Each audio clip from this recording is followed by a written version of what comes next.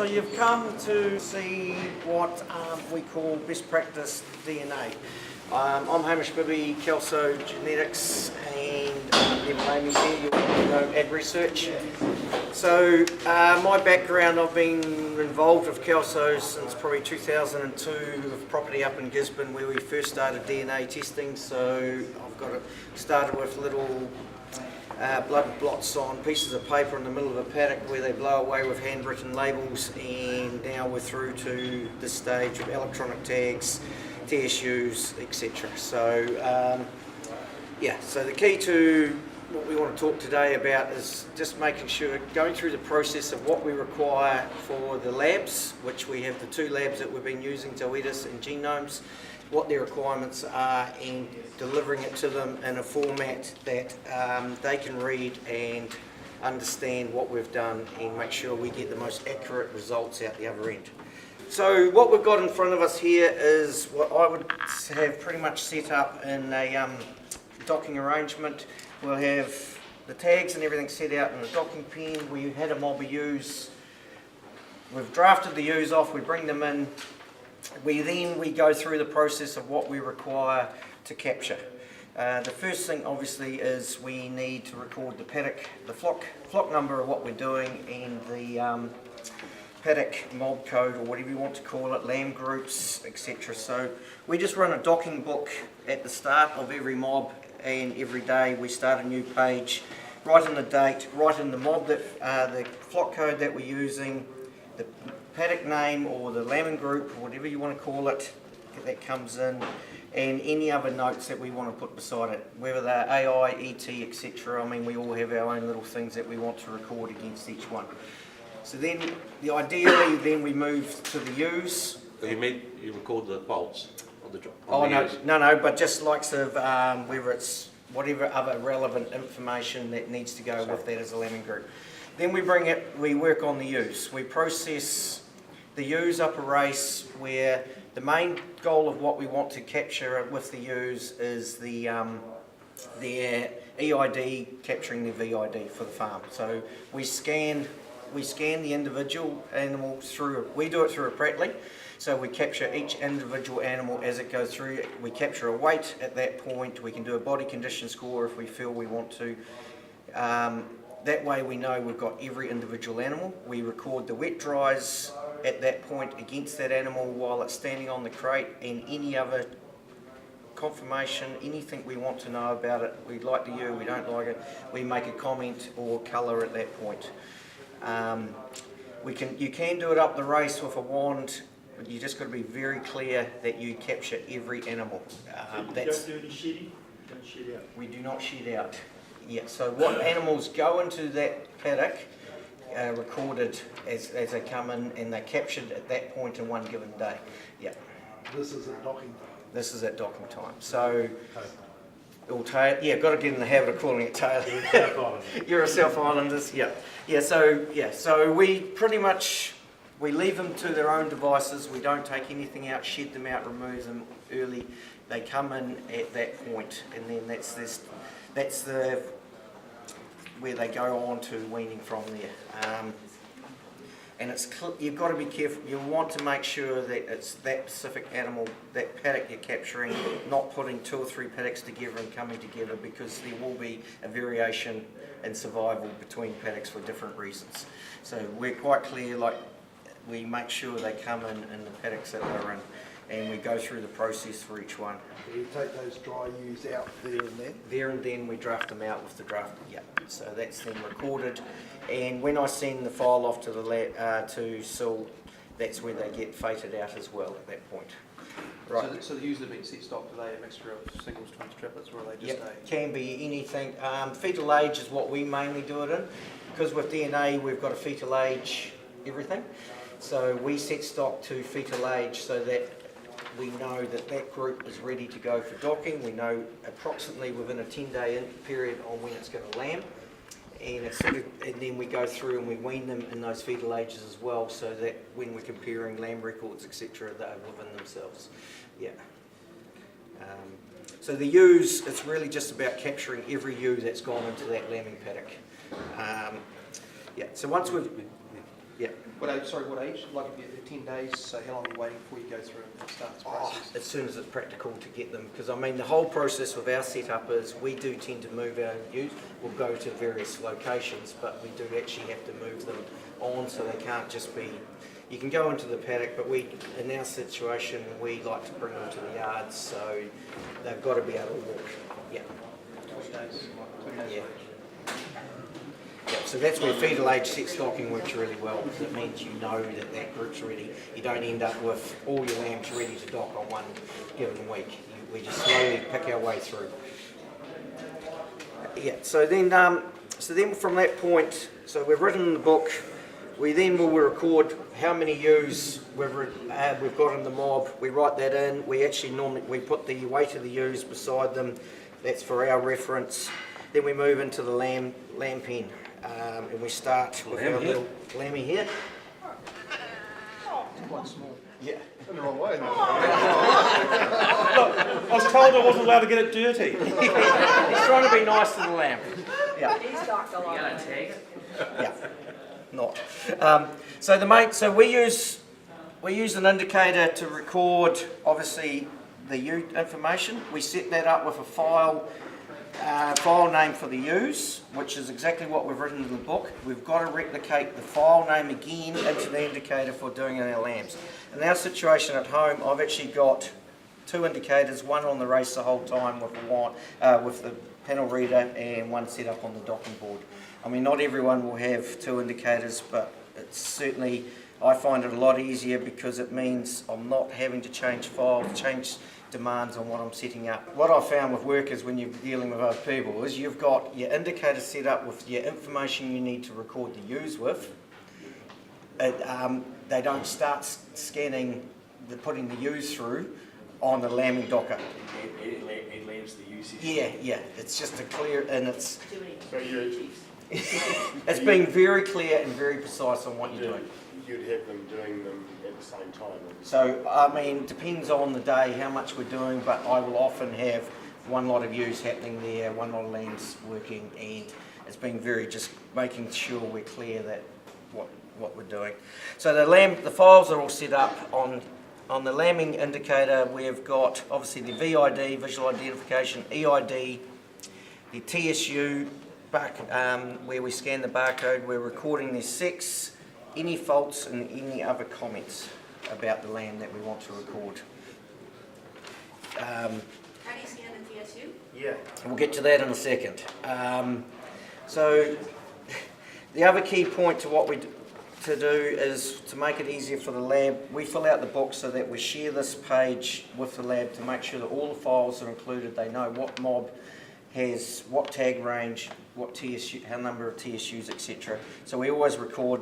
The first thing you do is record the first tag number into the book before you do anything. So our little lammy's gone into the crate and he's ready to go. And your scanner don't want to work now. There it goes. It's scanned in. So we load. That tag is now in there, ready to match up with that lamb. We scan. Everyone know what a barcode scanner is? On the end of these is a barcode that you can read. That now has put that tag with that animal. Yep. And it's linked to that animal sitting right there. We scroll down, it drops down, we have a drop box for the sex and then any other information. So this Hamish, you've got the visual tags preloaded in there. We've got the visual tag preloaded, so it's so the tag company will send you a file that you just upload into the indicator. The whole point of electronic tags and what we're trying to do is to prevent writing it down on with pen and paper and reading numbers and punching them into indicators, etc. It's just preloaded, predetermined.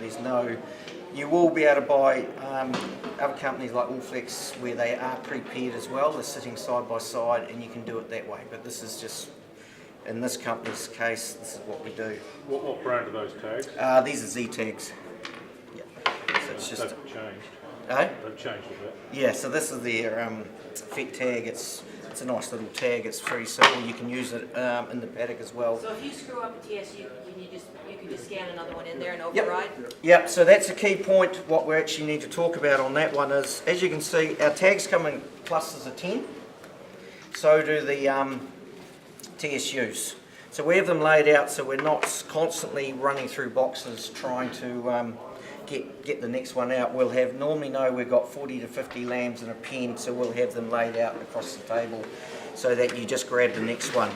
We always start from the top and go down in order. All the boxes are tagged and numbered in order, so you start at number 1 and you work your way through. So that when Wendy or Abigail or whoever's at the labs find a mistake, something's out of order, and you've double scanned it, TSU, because that's probably the most likely thing you can do. It shows up and they can presume which is to replace the right number. But if you lose one, I actually have a bunch of set to the side. So if we break one or we break a tag or whatever, we will remove. So we're always staying in our cluster of 10. We're not ending up with uneven numbers. So when we get to the end of that, they should all be paired up. That's 10 lambs done. You know that they're accurately recorded. I've had it before when we've ended up wrong, and we'll go in and we redo the whole thing. We find those 10 animals by number and we redo the sample. Because if you make a mistake now, you're capturing all that information for that animal for the rest of its life. One other point on these, I find it's very easy to say it's hard to read it off the end, and people will scan the boxes. Very easy to pick up the wrong one. Always scan the end of the individual TSU. Make sure it's Out of the box. out of the box. Take it out. Do it in Then do them in the gun. In our system, we only run one set of taggers and one.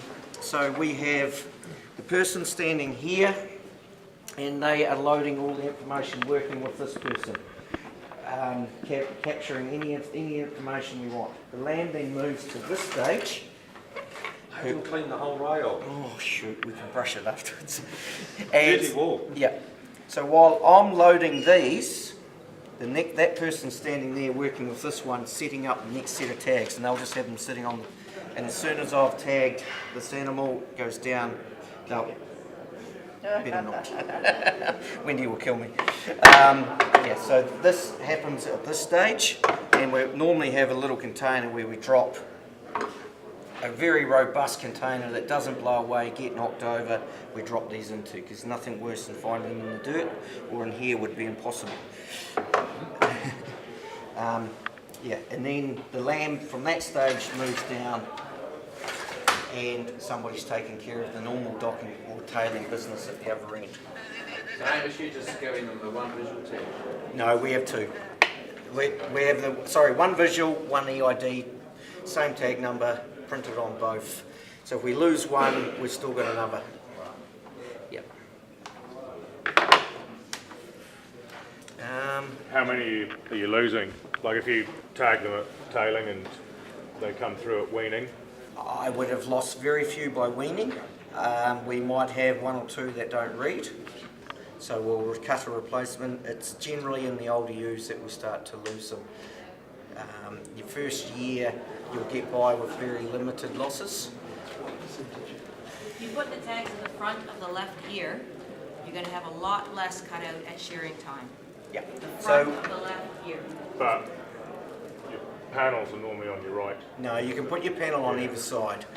Those panels, you can put them where you Yeah. want, or you get a portal. So that's why we've got one that's got tape on it. That's our electronic one, because obviously we've got the same colour going in both. We know that, and that goes in the left ear, and that's why we have one taped and not. Any issues with tag infections with those ones? If I've got one weakness with this one, it's not early in its career, it's when the lamb starts to grow. If you squeeze them up, they do get too tight. And so going too deep in actually can become a problem. These lighter tags probably prefer to be out of it. I've used quite a few different tags and different tag companies just to get ones that didn't fail. And I sterilize all the tags, but I do them at birth, so the lambs are a lot younger, and you've got the risk of a little infection yeah. and then joint tail. But I'm not a salesman, but I've had no shear wheel tags fail, not one, and have almost 100% retention in the front of the left ear, and that's thousands in there. So it's really good. Yeah, okay. So how do you tell the boys from the girls if you're using the same coloured tags in both ears? At what stage? Like drafting and weaning time. Weaning? I I use my machine. All the information's loaded in there, so I will set up my auto drafter to go use one way, lambs two different directions. Cold animals, because we've recorded on anything in there that's got a fault code, automatically gets put into the cold pen. Then that's removed from the rest. It just really simplifies, and it's all recorded in the one place. Are you still putting in the name mark? No, trust my neighbours. They don't cut out the tags. I mean, you can do it if you want to. There's no, all our lambs are fully recorded, so I just go with the double tags and. Can I just cover one thing then? This other little chart here that shows you the mate group and what the data should be taken. Just check with your DNA providers what they want. I know that Zoetis like to get this information, or they all like to get the information, but Zoetis says that they'll process this and send it on to the Bureau. But the other provider doesn't want to handle the data, so you have to send, if you have a chance, send copies to both places. When you do your preg scans, get your fetal age and record any animals that you, especially record the barons, because we've found incidences where barons haven't been recorded, and also record what animals you cull. So if you cull all your barons, or if you cull some ewes that or some faults, record them at that time, and that goes straight to your bureau. Land group, we'll talk about land group, listen, we talk about land groups, sex, tissue sampling, and any faults. All that information needs to go to your parentage provider, and they'll format the files and send it on to the bureaus. And then about 4 to 6 weeks later, your DNA provider will add in your information. So do check with your DNA provider for what they want. They are slightly different how they want to handle the data. Neville, do you think us old fuddy-duddies who tag at birth on the day of birth, is that an advantage, having an exact date rather than a sort of window of 10 or 12 days in terms of weaning weights, and also, recording a birth weight? We keep getting told by beef and lamb genetics, keep doing that birth weight. We're not using it yet, but we're building up a good database. But are they advantages of same day? The exact day will give a slight advantage, but it's not going to give much. It's not that much in an age thing there. Taking the fetal age at there, that most aides can do it to about either a week or perhaps 10 days. I don't know what most scanners do. We do 5-day intervals, but we just, How successful? How successful? Gestation lead can vary from 2 to 3 days. I mean, my one I use, he's a full-time professional scanner. He leaves New Zealand and goes back to Europe and scans over there. He's been doing it for over 30 years, so... If you can get him, you're good. Yeah. Yeah, but is that so you're pretty confident that they'll never start them before those? Within a small crossover, not great. There's always the different biggest gestation variant, the gestation length changes are the big one, and the other one is it's those tricky ones around a tutu carrying a small fetus compared to a triplet, a triplet, and it's just little variations. But that's why I quite like to lamb them in their tight fetal age groups, so that then the weaning data is comparable to what goes from the docking board to the lamb under the same window. If you're 10 days for your lambing, and that's 10% of their age at weaning. I mean, if you told me 33 kilos is the same as 30 kilos, depending on age, I mean, to me that's a massive difference in the breeding value that would come out. I mean, the 33 could be 10 days younger, or it could be 10 days older. It won't be 10 days younger or older. It'll be... You take the middle. Yeah, so a 5-day interval, it'll only be a 2 or 3 out either side. It's not 10 days. Yeah. 5%. So the issues that the DNA providers have is what sometimes you guys record between these things and your tags doesn't match up, or they get one out and you don't realise, or a duplicate tag comes through. because your process. So the idea of this was to show what Hamish here has done for the last Yep. 5 years. Yeah, a little longer. Yeah. So the main and the other. Break this up. I think we need Yeah. to move. Yeah. Is when you download your files, don't muck around with them. Send them exactly as you've done so you don't alter any, cut and paste anything.